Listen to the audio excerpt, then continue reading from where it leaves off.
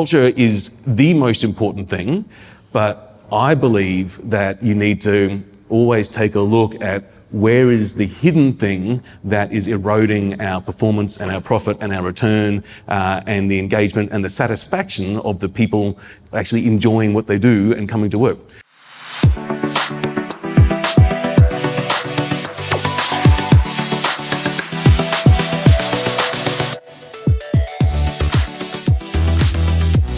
Hello and thank you for clicking on the link to watch the second of a three-part mini-series.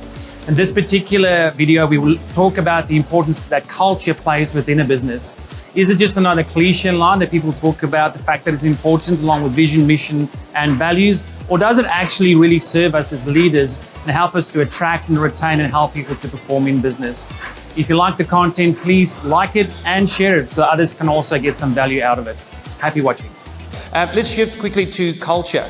So I can see Paul smiling already, grinning at me and salivating all at the same time. So culture, I think it was 3 years or so ago, some HR professional somewhere said it was cognitive ability was the biggest indicator of success many years ago in the 80s and whatever the case may be. And then it became emotional intelligence. But I tell you now, it's culture.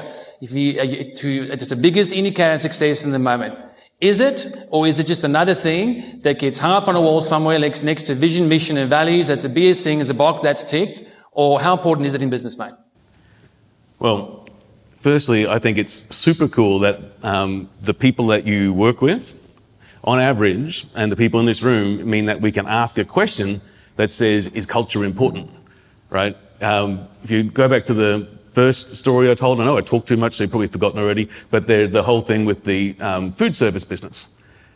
That is a culture problem, and the business is, in fact, I'm pretty sure, I'm trying to calculate the math, I'm pretty sure the merged business is about to be worth less than either of the businesses prior to merge for that particular business at the moment. And it's a culture problem.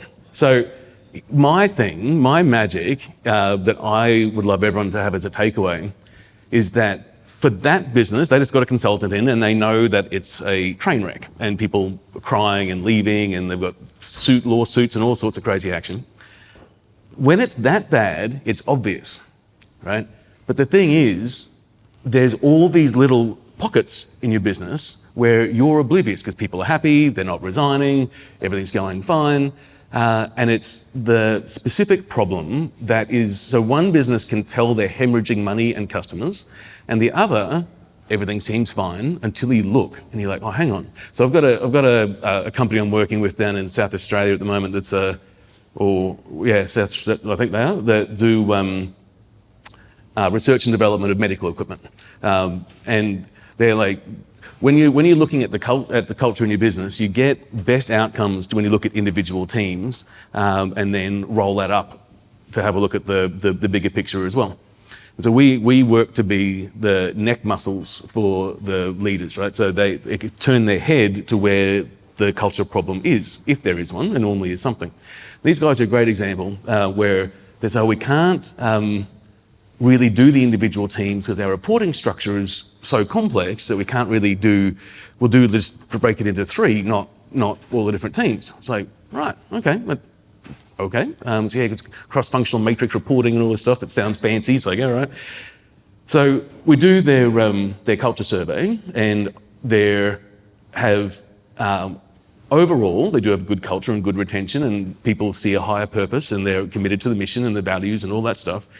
But their reporting structure means that the majority of the people in their organization believe that they cannot be productive at work.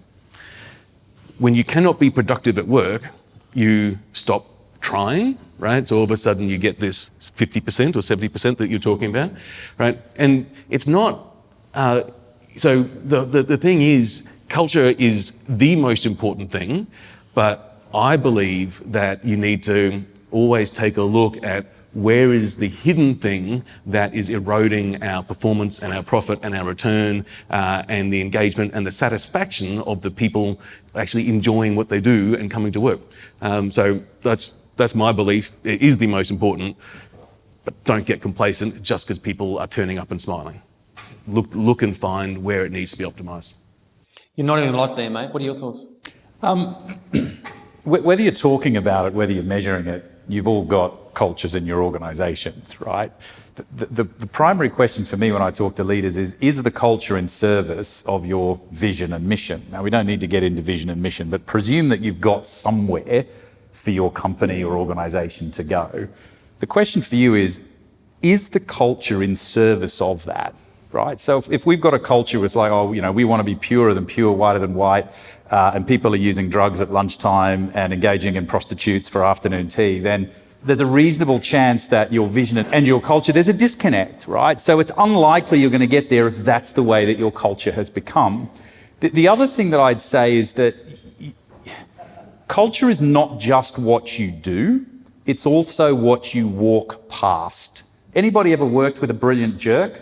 Made lots of money, technically brilliant? We've all seen it, right? And people go, well, we can't get rid of her, him, they, because of what they bring to the company. It's like, okay, great. So you've lost 20 slightly less good sales professionals because of the jerk here. Can you see a trend, right? So culture is not only the aggregate of the behaviours and the decisions, culture is also what you as a leader are prepared to walk past.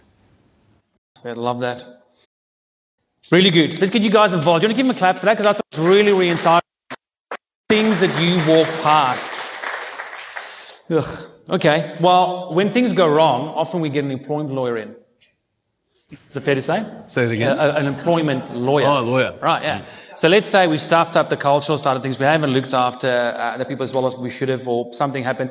Often the person we call is somebody to go, hey, help. We need to save the situation. So somebody I know who can definitely help with that in case anybody's in that situation currently is NB Lawyers. And Jonathan Mabrel, who heads up in NB Lawyers, I'm told to look somewhere in this direction. There he is, this direction. He's the person you bring in. Mate, what are some of a couple of stories maybe you can tell us where it's happened? So culture's eroded to the point where somebody's gotten upset, it's now looking to sue either party. And from those experiences, could some of those have been avoided had we actually looked at some of the things that these guys have been talking about? Good question, Andre. So the Fair Commission stats right now are this: 25% of there's an increase of unfair dismissal claims by 25%, and general protections claims in the Fair Commission have increased by double. Okay, so that's pretty much in line with what we're seeing at AFO, where we're seeing a massive increase, with massive spike in complaints around workplace bullying, sexual harassment in particular. That's leading to litigious claims. Okay, so a good case that sort of comes to my mind is Tran v. Macquarie University. So that meant an accountant or accounts manager. She made several complaints about her supervisor, in particular in regards to her increased workload. So obviously HR dealt with that. It didn't come to a decision that she liked. She made a complaint about workplace bullying about her supervisor. Again, this was investigated, didn't come to the conclusion she liked. She then went on work cover, okay, for mental illness, in particular, stress and anxiety. Then she also made further complaints about upper management. Now, this is a pretty normal story for a lot of organisations. This organisation in particular, I think that Macquarie University has a lot of policies, a lot of processes, has enterprise bargaining agreements, right, in place. It's a lot of processes that go through. And yet, when they dealt with this employee, they said, well, our solution to this is we're going to make that position redundant. Because, making a position redundant is a little bit easier than having to perform some management, have to do a show cause, do the investigation. It's much harder, right? So let's make this position redundant. And of course, that employee then sued and said, look, you're not actually making my position redundant because it's genuine. You're actually doing it because I made these complaints. I went on work cover. I said that this person was bullying me. So in that instance, that employee won that claim. Okay? And they were awarded $660,000, or more than $660,000. And about $200,000 or $300,000 that was huge judgment loss. Now, you might say to yourself, oh, that's quite a bit. But we're seeing a lot more of these types of claims coming out. And it probably comes down to two big points, right? Which is, the first one's probably going to be this: the inability to have difficult conversations. I don't have time, I'm too busy, it's future Jonathan's problem, not my problem right now. Yeah, we've all been there. I know, you've all been there, right? And the other thing as well is the capability of upper management, of leaders to actually have that conversation. So it's probably the two parts that have led to that type of plan. Yes, the process weren't followed. Yes, maybe HR could have done a much better job, but basing it right down to what you put in control and controlling controls, those two big aspects there. So good. Can I add a little thing? It joins back to your dots as well. So there's the standard you walk past is the standard you accept. One of the most famous speeches by General Cosgrove, leader of Australian Army. He made that speech in the context of poor treatment of women primarily in the Defence Force. And his statement was really clear to everybody: if you see that behaviour and you accept it, you're part of the problem. So the standard you walk past is the standard you accept. And that's the leadership part that follows through to there. You absolutely live it, breathe it, do it. And sometimes it's a hard conversation. Yeah.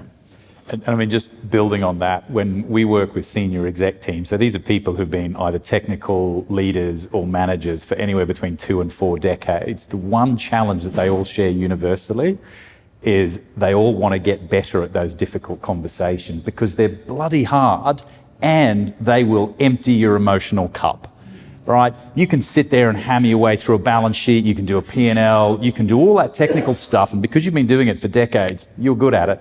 When somebody comes in and goes, oh, you know, that manager's a bit of a jerk, and I go on, so, okay, I need to fully occupy emotionally this conversation. I can't be looking at those two screens and just going, yeah, I've got to be there. Then I've also got to demonstrate that I'm probably part of the problem, as is the individual involved, as are you sitting across. And then we've got to navigate all of that, right? This is not a 5-minute, just do that and get out. I've got to go in. And I love that that's future Robert's problem. Yeah, it's future Robert's problem at $600,000 as opposed to current Robert's problem at about $1.50, right? And all these senior leaders, when we run workshops on how do you have difficult conversations, they're all sitting there going, oh, wow. And it's just basically we run away from it because it's bloody hard. And do you know the irony of that? The irony of that is that when you look at the employee experience and what lets engagement down, there's a few key things. One of them is not getting sufficient feedback and not being clear about what you're supposed to do. And the way we measure it is they haven't had clear expectations set, right? And giving someone clear expectations for some people is awkward. It feels hard being that directive. And giving feedback is part of this thing. It feels awkward. If those two things aren't present, people are unhappy. If you go and look at the stats, 88% of people say that they would like feedback even if it's constructive/negative feedback, as long as it's well delivered, that they can improve from. If they don't get that, they are actively disengaged because no one cares. So you get this weird thing, right, where the staff actively seek it, and if they don't get it, they're unhappy, and the managers are too scared to give it. It's like, that's if I like to try and help managers get the awareness that the staff are actively wanting it from you. Give it to them. They actually seek it. So yeah. Love it. I caught myself a couple times going, hang on, I'm supposed to moderate this. Just getting so enthralled in the conversation is awesome. I look at us like, I call us often people nerds because we love human interaction, human nature, etc. And so I call myself halfway through there going, hang on, I need to just lay you guys down because we need to talk about the next topic. So thank you. Speak for yourself on the nerd front, man.